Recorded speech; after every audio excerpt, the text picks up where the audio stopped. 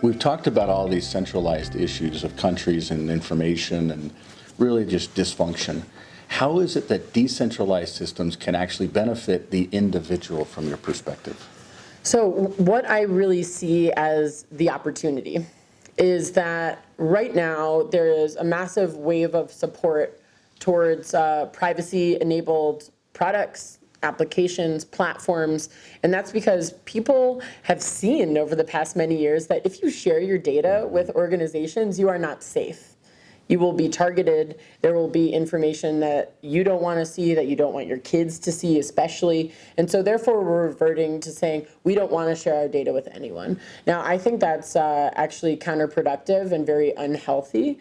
What I really preach is that what we need to do on the technology level is to build systems where we know our data is secure so that we feel comfortable sharing certain data sets for the benefit of society and for ourselves, of course.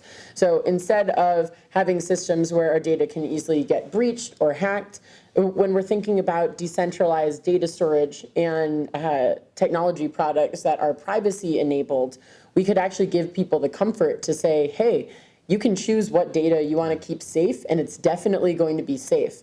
And if you want to share any of this other data pseudonymously or anonymously completely, then you can feel comfortable doing that because you know who it's going to and what they're going to use it for. And if you want to withdraw your consent, you can. But the really, really magical part of it all is that you would be able to choose whether you want your data to be monetized. And if you do, you can get paid directly for that. It's really enshrining this concept that every human is valuable and recognizing the amount of value that we all produce every day just with our time and attention and the data that we produce, right? And individually we provide data for maybe marketers, but collectively together we provide massive data for research and developers. So there's a many use cases for decentralized information, whether that's around how does the individual collect their data, to how does the individual store their data, to how do marketers or researchers actually pair up that without knowing who they are, but connecting in a private way. And I think you nailed it on the head.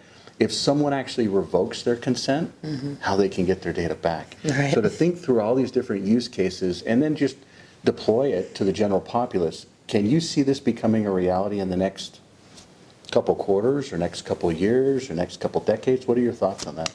I mean, I really think over the next 3 to 5 years, we're going to see a significant amount of shift in the global market away from what I like to call kleptocratic products that literally steal as much information from you at all times and don't really return any value back to you, to systems where you are enabling your own success by using that technology. That technology allows you to protect yourself and your family, and it allows you to earn value off of all of the activities that you're doing, especially when we're thinking about the future of work and the amount of people during this pandemic that have lost their jobs, the amount of small and medium-sized companies that have been wiped out, industries that have been wiped out.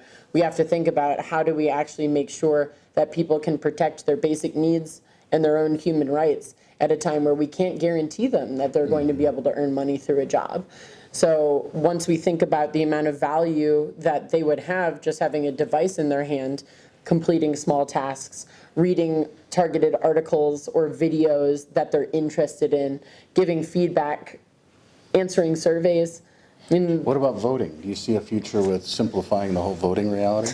I think that's going to end up happening in the next election. This 2020, November 3rd, likely disaster is going to be the biggest billboard we could ever hope for encouraging people to move towards digital and blockchain voting. The fact that we're still deciding our future leadership and who's going to govern us on pieces of paper in the year 2020. With the mail, you get bushels of these that are actually of this vote, all that vote hidden, thrown away, or other ones that come in fraudulently. Who's accountable for this fraud? You know? No one, except for democracy itself. Yeah.